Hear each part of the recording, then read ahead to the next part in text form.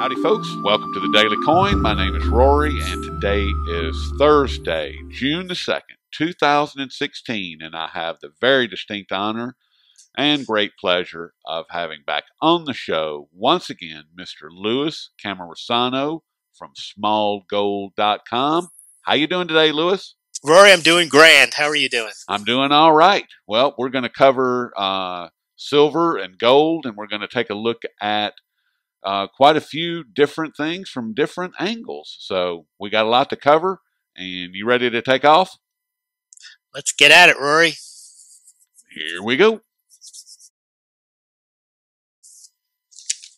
I want to remind you that Dave Kranzler and I on the Shadow of Truth interviewed Jeff Brown about 6 months ago. It was a two-part interview. And that interview was very specific to silver, to China, and to solar production. Mm-hmm. And Jeff Brown, who lives in Beijing, he's an expat, grew up in Oklahoma, he's lived now in China on two different occasions, and his most recent, brings him to today, he's been there for 6 years now, 7 years, and his whole premise of being there is to study China and to study the markets. That's his whole deal. That's the reason he lives there. And what he was able to do is to dig out the data, not from the Chinese government. There's some that's from the Chinese government, which any government has to be taken with a grain of salt. But he was able to get the global agencies that track raw materials movement. Mm-hmm. And it shows, that information shows that not only is China importing the silver doré bars, which is the unrefined silver coming from the mines, but they were also importing, and this is tons of these bars, but they were also importing the silver concentrates or the silver ore directly and milling it down from the actual ore into silver. And they imported some, it was just ridiculous, the volume that they had done. In the last year that we were able to get, full year, was 2014, because it was last year when we got it. But he took what he was able to retrieve for 2015 and extrapolate that out, and it was going to be roughly about the same for 2015 as it was for 2014. So so China is making this huge impact on the mining industry because they're removing all the silver directly from the mines. Not just, they're basically getting it out of the ground and sent to them. Mm-hmm. And then you have, like you pointed out, electronics companies contacting not only First Majestic, but another silver mine has been contacted as well. So buy a silver mine. All of these things, yes, we do have a bullish bias. I agree with that 100%. However, when you start adding these data points together, and personally, Louis, what I think is what's happening is that these electronic manufacturers that are contacting mines are just like China. They're following China's lead, saying, well, something's going on here. I should secure my future, the future of my company, because my company is silver dependent, right, with a steady stream of product that is going to ensure the health and prosperity of my company. And it may not have anything to do with anything other than that. So, lock in a price now. I think that's a very important point, Rory. You laid it out very nicely, is that if you have a bullish bias, it makes all the sense in the world that we have tightness in the market based on what we're seeing. But it's possible, and I don't want to believe it, that it could just be that companies have decided, and there are times when this happens, a company decides that they need to integrate forward, eliminate the middleman, go directly to manufacturers, and lock in a good price. We don't know that. And I think asking the question, not just to each other, but since you have access to industry leaders, ask them that question, because we want to get at the truth. Because no matter what we think, no matter what we say, us pounding the table and saying that silver is going higher and gold is going higher isn't going to make it happen. Right. So I don't engage in that. I try to find out why isn't it going higher. And there's simple answers like manipulation. But then there's also, if you believe that manipulation will one day eventually be overcome by a supply-demand dynamic, that's the camp I'm in, is that eventually physical supply, if it is greater than, if physical demand is greater than physical supply, we will see a price rise. Well, then we have to really understand physical supply and demand. And just because there's an increase in the number of Canadian maple leafs, that doesn't necessarily mean that there's a supply-demand imbalance. It just means the Canadian mint had a good year. We have to put it all in the context of what percentage of silver is used by the Canadian mint versus the overall demand and so on. I think, you've done a good job of laying that out as well. I just want our listeners to know that we're not here just pounding the table, that every data point we present to them means silver is going to skyrocket tomorrow or next week, or, COMEX is going to collapse. Those are the types of things that I'm trying to stay away from. Yes. And I want to stay away from that as well, because it's the more people that I speak with, the clearer the picture becomes, and the further away from an imminent, this or an imminent that. It doesn't happen that way. I mean, Eric Dubin has done a marvelous job during the interviews that I've conducted with him, in explaining that none of this stuff is going to blow up in overnight. Nothing is going to blow up overnight. It's a process, and you have to follow the breadcrumbs, if you will, to see exactly where these breadcrumbs are leading, and then base your analysis on the trail that has come before, where you're at in the trail, and then project that out to see what is potentially out there on the at the end of it, and how we're going to arrive there. And I think that's what we're doing, Lewis. Yes. I mean, I don't start with the bullish bias, see a piece of data, and then immediately extrapolate why that could be possibly good for the price of silver. I have to look at it as neutral first. Because it's just data. It's just a point. It's just a piece of information. I have to know how did we come to that piece of information? So, for example, today I'm going to report, that the Perth Mint sales are up 199%. But you have to understand, year over year from May, we have to understand that last May there was no silver kangaroo. So not only that, but there wasn't we weren't into June when Correct. The U.S. Mint shut down. Correct. So while it is a, quote, stunning gain of 200%, that story's old, because Perth Mint sales are at elevated levels already, and they actually came down in May a bit. Now, I'm not going to highlight the drop. I'm going to report on the drop, and I will leave with the headline that they're up 199%. But I'll also make the point they're up from the lower level in May, prior to the surge in demand in June, the shutdown of the U.S. Mint, and prior to the introduction of the silver kangaroo, which drove sales sharply higher in September of 2015. And I want to ask you right there, Lewis, with the U.S. Mint being on ration sales, and the Royal Canadian Mint not even being able to offer the 10-ounce bar, the Royal Canadian Mint 10-ounce bar, which is a very, very popular, I just found out, an extremely popular bar. What's the only one from a sovereign mint? I mean, it's a good bar, and it's real. The real deal. Yeah. So with those two pieces of data, is that not driving some of these sales of the kangaroo as well? Wouldn't that be helping the sale of that coin right along? Well, it's hopping right along, the kangaroo, sure.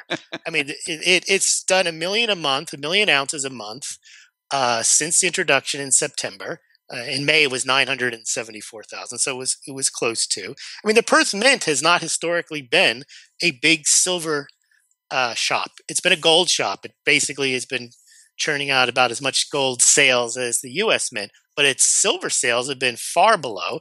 They were doing 200,000-300,000 a month up until the introduction of the silver kangaroo, and now they've been averaging about 1 million a month. And remember, May is historically probably the worst month because it's the middle of the year when people generally aren't buying. Last year was an anomaly when all of a sudden we had the surge in the middle of the summer. Well, it's because the U.S. Mint and the Royal Canadian Mint were sold out. But they didn't expect to be sold out because they were expecting the summer doldrums. That's what I'm saying. It was quite shocking that there was this big surge in last summer, and that had a lot to do with Brexit and a lot of the uncertainties. But it did catch a lot of bullion dealers by surprise, as it did the mints. And the thing is, Roy, which is very interesting, is that we're now at elevated levels. So you always talk about the ration. We're at 1 million a month, 1 million a week ration, when in 97, 98, and 99, they only sold 3 million a year. So we're now at this elevated level. I read somewhere where there wasn't a surge in demand. That surge already happened, last summer and last fall, and now we just remain at that elevated level where they're actually rationing at surge levels. I mean, they're keeping them there because you're getting more than 4 million a month in sales of American Silver Eagles every month since January. Now, if they remain at that level, 4 million a month, we'll say 4.2 million a month. Mm-hmm. That's going to put them close to 52. I mean, the doc was saying his projections are 53 to 56 million for the year. If they just keep up at this level of 1 million a week, which is a phenomenal amount. And, it's also a phenomenal amount for the Perth Mint to do 1 million a month when they used to do a couple 100,000.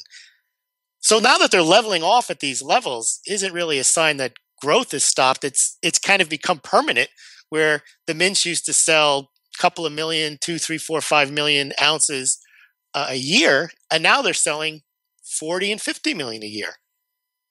And it's eating into that pie, as we talk about all the time, is that coin sales were not a major issue in dividing up the demand pie.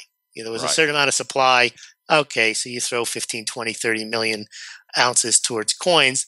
But now that number is well over 100 million.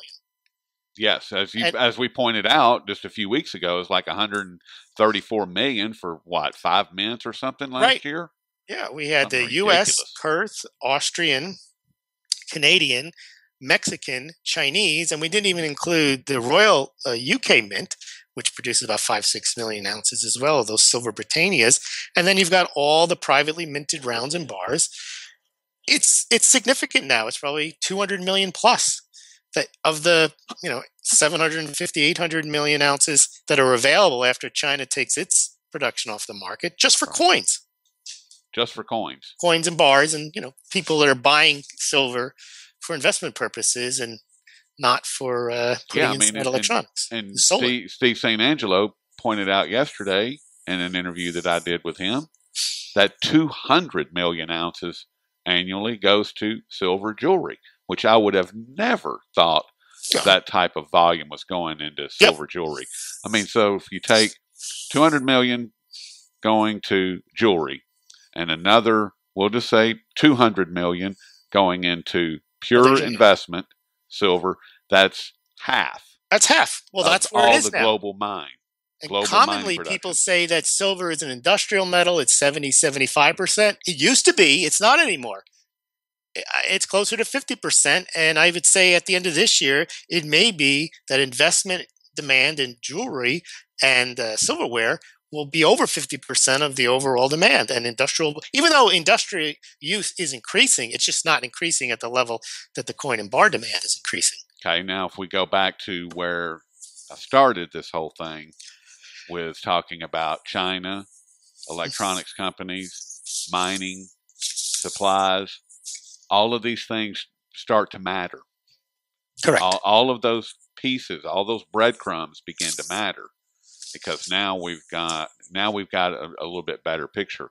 And what are this is not even what we're on the call for, but let's change gears, Lewis. We wanted to look at Russia and China and India's Okay. gold demand for last month, because that's another component of everything that we're talking about.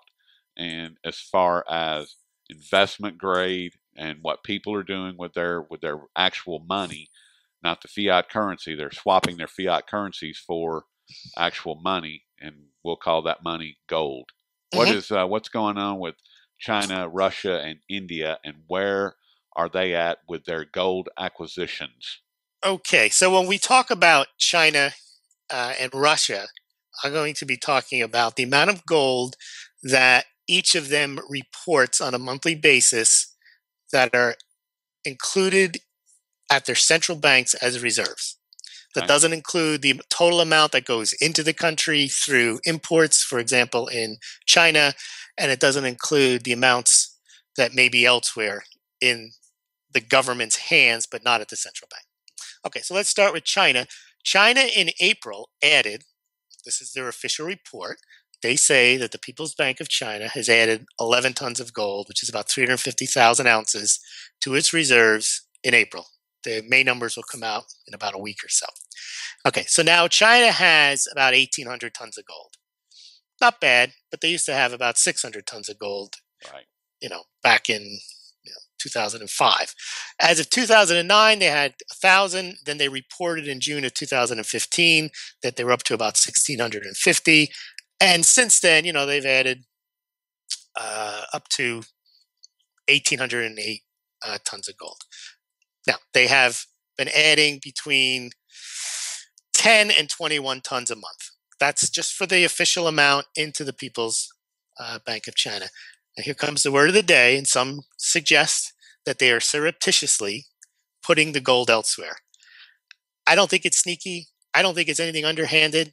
It's just, why does all the gold have to be at the People's Bank of China when it could also be in investment funds? Clearly, investment funds, Yes. maybe not in the West, have gold, but investment funds in China clearly have gold.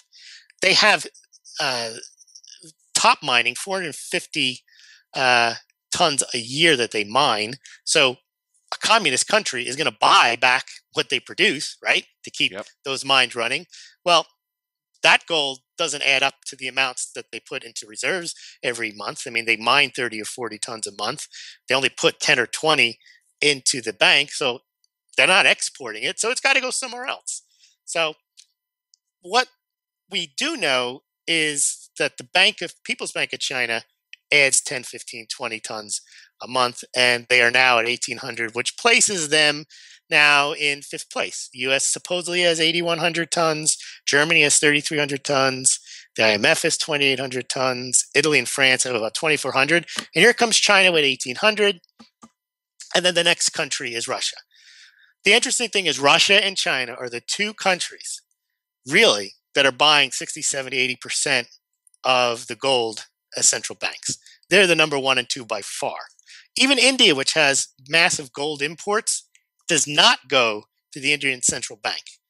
They are trying to, like the United States, downplay gold.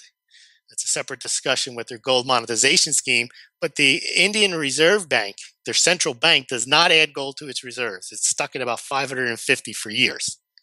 It's Russia and China that are the central banks, not the countries, Right. not the people in the countries, that are adding gold at these furious rates and vaulting them into the top, 10 countries. And in a year or two, they'll have the equivalent amounts of Italy, and France. And we said this before, but Germany, Italy, France, United States, we don't see increases. Germany's just trying to get their gold back. They're not in the market Right. adding gold to the reserves. The United States, although it hasn't been audited, and if you believe that the gold is there, fine, they haven't added an ounce since the 50s. I mean, even before then, because Nixon closed the gold window in 1971 to stop the drain of gold. Right. When the drain stopped, they didn't say, okay, well, we stopped that run. Let's rebuild what we've got. They didn't. The United States doesn't add gold. So it's really Russia and China. That's the game. Okay, so now Russia, if you move over to where they are, they've been adding gold at a higher rate, at least to their central bank, and it makes sense because they're a smaller country and they need greater reserves because China already has 1.4 trillion in U.S. treasuries, and they're just a much bigger country. Russia is in a situation where their financial situation is more tenuous. I mean, they rely on just oil. They don't have the same manufacturing base as China. So they've been trying to boost the ruble and by basically turning the rubles into gold and buying their domestic production. So they've been adding at a pace far faster than China. Over the last 7, 8 months, um, China's added about 130 tons, but Russia's added about 50% more. They've added almost 200 tons. So they're adding on a level of 15 to 21. 2 months last year, they did 31 and 34 tons a month. So Russia's taken it a lot more seriously, I think, at least from the central bank perspective, to add tonnage to their central bank reserves. And they also have significant gold mining within the country. Yes. But again, if you look at what's reported, while China has about 450 tons a year in production, Russia's is less. They have about 280, 290, 300 a year. But again, in a record year last year, they added 208 tons. Well, where'd the other 100 tons go?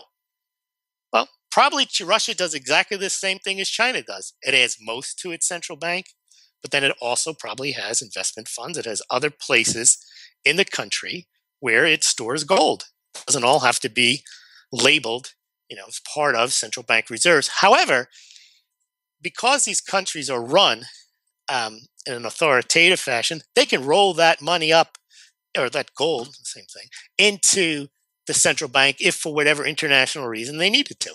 Exactly. But they just, and at whatever point they want to. correct. If you own everything in the country because it's state ownership, well, because it's in another bank or it's in another vault doesn't mean that you don't own it. It just means that you haven't assigned it to the central bank of your country. That's correct. You just move it from one ledger to the next, and voila, So there you go. your gold reserves just doubled. There you go. So the point is that Russia and China, some may say it's surreptitious, are not reporting their gold. I don't think it's anything underhanded. Why should they? That's only important for what we care about. All they care about is, do they have it or not? Exactly. If they have it, whether it's in the central bank or it's in another bank or it's in an investment fund, really doesn't matter. But the important thing is that Russia and China are public about their interest in adding to gold reserves when the rest of the countries don't seem to care one bit. The only thing we've seen in Western Europe, in Holland and Belgium and Germany, are repatriation requests. But we haven't seen them say, and you know what, we want to add gold to our reserve. They just want to get back what they have. Yeah, the same with the United States. And it's only, like you said, China and Russia, but you also have all of these far smaller countries like Kazakhstan and Vietnam and Thailand. All of these guys, and Vietnam, all of these are adding, in comparison to their current stockpile, they're adding massive amounts of gold to their current holdings.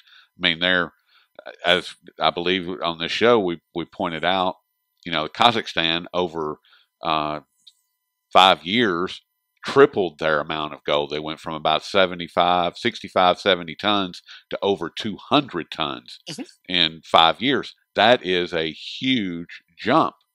And it shows it's important to them. It shows it's important. And the really important part about Kazakhstan, there's two really important parts as far as the breadcrumbs in particular. They had their meeting with the Shanghai Gold Exchange specifically to discuss gold along the new One Belt, One Road. Okay, and they are aligned pretty closely with Russia. So, I mean, these are two big breadcrumbs that say, hey, this is a path worth following. At least to me, anyway.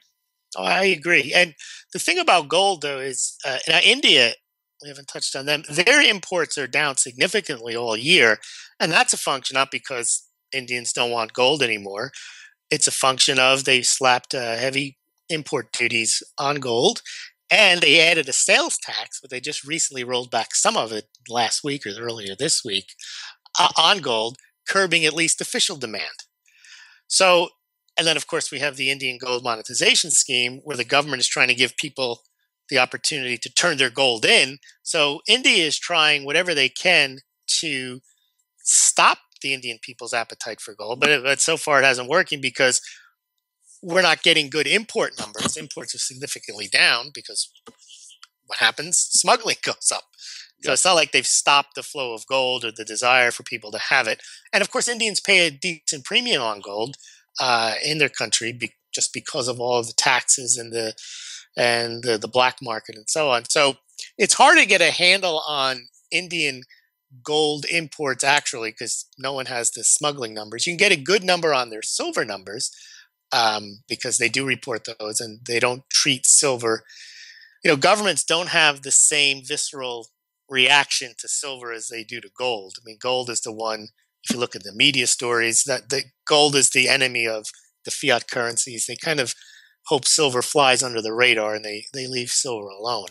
Most of the bashing, there isn't a silver monetization scheme in India. You don't see, they don't have the pejorative term silver bugs really in mainstream media. People call each other silver bugs, but it's not the same kind of, doesn't conjure up the same negative person wearing a tin hat and living in a bunker, which is what they try to make people who like gold out to be. So there you have it. You've got good, solid numbers, but again, that doesn't give you the full picture of gold demand, other than it tells you, as you point out, that gold is flowing east to west, west to east, and that it was another interesting. I think I have a chart on it somewhere that shows, back in the 40s, 50s, and 60s, 90% of the gold was in the West, and now officially, if you look at the just what the central banks have, you're well over a third of what's in Asia now. And that just reflects the increasing economic power. What do they do with the money? Well, they buy treasuries, we know that, but then they also add gold to the reserves. Exactly. And that's just safe, diversification of reserves because, yes, the dollar is a reserve currency and they have trade with the United States and they receive dollars and they turn them into treasuries and they're liquid and so on. But it's not prudent to have all your reserves just in U.S. dollars. Nope. And if you project out what Russia and China are currently doing, just a short 5 years, you're going to be looking at both of those countries adding anywhere from 1,200 to 2,500 tons of gold, and that will put them up in second, third position on the gold chart. The advantage of gold is, we know the advantages of dollars. People use them basically because they have to. But if there ever comes a point where you don't have to use dollars, there doesn't have to be a dollar collapse. As Greenspan has said, people will always take gold. Exactly. Because they want it, not because they have to.